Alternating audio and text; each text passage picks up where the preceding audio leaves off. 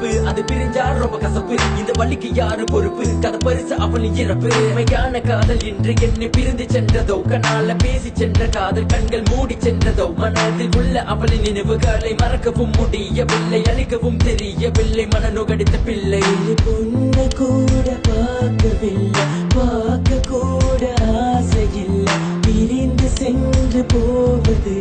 நானும் உன்னை காதலித்தேன் மழை துளையில நடந்ததும் இல்லை சூரியன் வெளிச்சம் இல்லை நட்சத்திரத்தை ரசித்ததும் இல்லை எந்த அருகில துணையாக நீ இங்கு இல்லை